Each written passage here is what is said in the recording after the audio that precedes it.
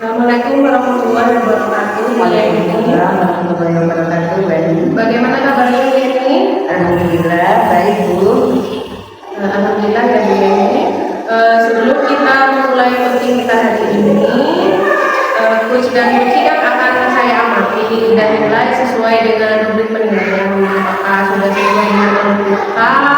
Apa belum? Kemudian bagaimana Bu Yeni nanti memberikan pertanyaan berbobot kepada Kuci, dan juga bagaimana Kuci nanti merespon atau menjawab pertanyaan dari Bu Yeni. Jadi Bu Yeni jangan lupa untuk disesuaikan dengan prinsip coaching yang sudah ada, yaitu kemitraan Bu Yeni, proses kreatif dan memaksimalkan potensi. Jadi pertanyaan pertama yang akan saya sampaikan pada Bu Yeni yaitu kompetensi apa yang akan Bu Yeni kembangkan pada coaching yang akan dilaksanakan kali ini. Untuk potensi yang ingin saya kembangkan, yang pertama yaitu presence atau kehadiran penuh. Kemudian yang kedua itu mendengarkan aktif. Terus yang ketiga memberikan pertanyaan yang berbobot. Itu potensinya. Pertanyaan kedua dari saya Bu Yeni, kompetensi mana yang ingin Bu Yeni kembangkan secara spesifik Bu Yeni? Potensi yang spesifik yang ingin saya kembangkan itu adalah mendengarkan aktif dan memberi pertanyaan yang berbobot itu tadi. Kemudian yang terakhir ya Bu Yeni, indikator yang bagaimana yang Bu Yeni inginkan dalam proses coaching kali ini? Saya ingin kunci saya ini bisa menemukan solusi dari permasalahan atau menemukan langkah-langkah dalam mengatasi masalah-masalah tersebut. Baik Bu Yeni, sekian dulu pertanyaan pada praobservasi kali ini. Silakan Bu Yeni lakukan coaching. Baik Bu Yeni, terima kasih. Assalamualaikum Deta. Waalaikumsalam warahmatullahi wabarakatuh. Siang ini guru memang sengaja di waktu jam pula datang masih guru panggil karena ada hal yang ingin dibicarakan. Bisa ya kita ya. Guru ingin mendiskusikan beberapa hal tentang cara kerja kamu dalam kelompok dalam kelas. Guru boleh ya menjelaskan sebentar ya. Guru perhatikan bahwa kamu tuh sering memilih untuk bekerja sendiri dalam tugas kelompok. Guru ingin tahu apa alasannya kamu itu melakukan hal itu. Kok sukanya belajar sendiri atau bekerja sendiri? Begini, saya suka mengerjakan sesuatu sendiri di dalam kelas. Itu karena saya merasa lebih bisa daripada teman-teman. Dalam artian, kenapa kok seperti itu? Jadi teman-teman itu kan sewaktu pembelajaran itu suka bermain, terus tidak pernah memperhatikan, tidak pernah memperhatikan diri. Kemudian ada lagi yang masalahnya lagi juga begitu mereka berdua bercanda, hanya membuat gaduh, dan akhirnya di pembelajaran saya yakin mereka pasti bisa menghasilkan sesuatu tugas yang diberikan oleh guru.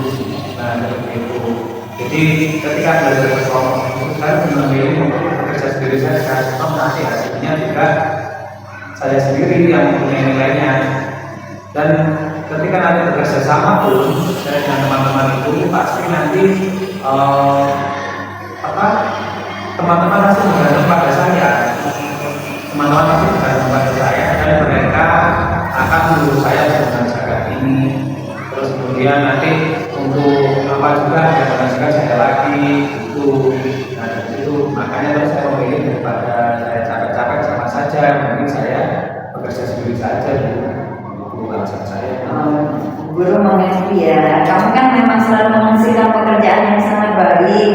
Tapi bekerja dalam kelompok itu kan sangat penting karena membantu kita belajar keterampilan, kerjasama, dan komunikasi. Nah, dalam kerja kelompok di awal kan sudah guru jelaskan bahwa dalam kerja kelompok tidak hanya ditekankan kepada nilai, tapi juga pada keterampilan dan kerjasama itu. Nah, bagaimana untuk kasusnya yang ini ya? Apakah ada hal khusus yang membuat Deta merasa tidak nyaman? Jadi dari yang selain tadi dijelaskan itu apa lagi yang merasa tidak nyaman? Yang merasa tidak nyaman itu saya tidak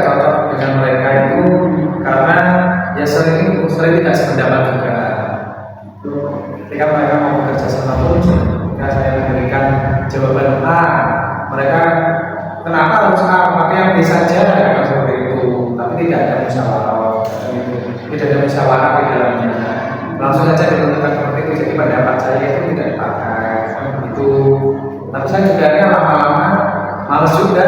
Akhirnya ketika bekerja sama ya juga sebaliknya, saya juga melakukan hal yang sama. Misal mereka kemana begitu, saya juga pakai punya saya sendiri. Daripada terus lama-kelamaan dari situ lalu akhirnya saya mending bekerja sendiri saja.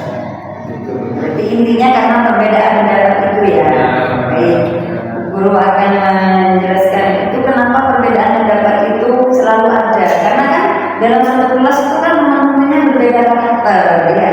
Nah, itu juga sebagian dari proses belajar menghargai pandangan orang lain, menemukan cara untuk bekerja sama. Jadi misalnya temannya berpendapat A, kita harus menghargai seperti itu. Nah, bagaimana kalau kita coba mencari cara agar kamu merasa lebih nyaman dalam kelompok? Bagaimana caranya Bu ya? Ini ya, mungkin kita bisa mulai dengan menentukan peran yang jelas dalam kelompok. Jadi setiap orang itu, setiap teman-temannya itu tahu apa yang harus dilakukan, atau mungkin bisa memilih kelompok yang dirasa lebih cocok. Jadi mungkin tadi tidak mau bermain dengan temannya yang suka usir, suka membuat gaduh. Nah, bagaimana kalau caranya seperti itu? Kalau caranya dengan teman-teman yang itu ya, mungkin saya bisa mencoba nanti saya biasakan, bisa sendiri saya tidak nyaman, tapi ya tetap saya usahakan. Tapi kalau masih tetap tidak nyaman, bagaimana ya? Itu kan kita coba dulu. Biasanya kan kita mulai perlahan-lahan ya. Nah, bisa mencoba bekerja dalam kelompok untuk beberapa tugas dan melihat bagaimana rasanya. Jika merasa tidak nyaman, kita bisa bicarakan lagi dan mencari solusi. Yang penting kita sudah mencoba ya, mencari keseimbangan antara mana yang harus kerja sendiri atau mandiri, mana yang harus bekerja dalam kelompok. Bisa dipahami ya untuk solusi yang pertama. Solusi yang pertama yaitu Nah, untuk pembelajaran besok itu kan kita akan ada praktek IPAS. Nah, guru juga akan membuat kelompok yang baru. Nah, guru juga akan menjelaskan kepada teman-temannya kenapa kelompoknya kok diubah. Nah, jika dalam kerja kelompok yang sudah baru itu masih ada hal yang tidak nyaman, kita bicarakan lagi ya. Itu kita coba dulu besok untuk tugas kelompok IPAS. Jadi itu ya. Dari solusi, saya rasa bisa menemukan solusi juga. Jadi nanti akan saya terapkan kepada teman-teman. Jadi ya semoga saja nanti bisa diterima juga pada teman-teman yang lain. Terima kasih atas solusinya. Jadi saya nanti besok sudah bisa memulai kerjasama lagi dengan teman-teman. tetap semangat ya. Terima kasih. Silakan berbulan. Jadi tadi kan sudah melakukan coaching dengan mereka ya. Nah, sebelum penutupan saya akan mengajukan beberapa pertanyaan pasca observasi yang saya lakukan tadi. Pertanyaan yang pertama, apa saja yang sudah dilakukan pada saat melakukan coaching terkait indikator ketercapaian bimbingan? Untuk yang penting tadi sudah saya laksanakan ya, mungkin saya sudah melakukan bimbingan alur kita dengan menanyakan tujuan, identifikasi, rencana aksi dan tanggung jawab, sehingga alur tersebut itu bisa menggali kunci untuk menceritakan permasalahannya dan menemukan solusi yang terbaik. Ya, baik, menurut saya sebagai peserta tadi proses coachingnya memang sudah berjalan dengan baik dan juga proses alurnya sudah sesuai dengan alur kita. Ini juga sudah memberikan pertanyaan-pertanyaan berbobot sehingga kunci itu bisa menceritakan permasalahan dan kuncinya sudah mendapatkan solusi dari permasalahan tersebut. Nah, pertanyaan terakhir ya Bu Yeni, kompetensi apa yang ingin Bu Yeni capai lagi, ingin Bu Yeni kembangkan berdasarkan hasil coaching yang tadi Bu Yeni? Untuk kompetensi yang ingin saya lakukan yaitu dengan cara memahami lagi proses kita, sehingga saya lebih lagi dapat melakukan coaching ini dengan lebih baik lagi untuk ke depannya. Ya, baik itu ya. jawaban dari saya. Ya Bu Yeni, semoga kedepannya kita dapat melakukan coaching dengan lebih baik lagi ya Bu Yeni. Cukup sampai di sini, demikian observasi yang saya lakukan, semoga bisa bermanfaat bagi kita dan saya akhiri. Wassalamualaikum warahmatullahi wabarakatuh.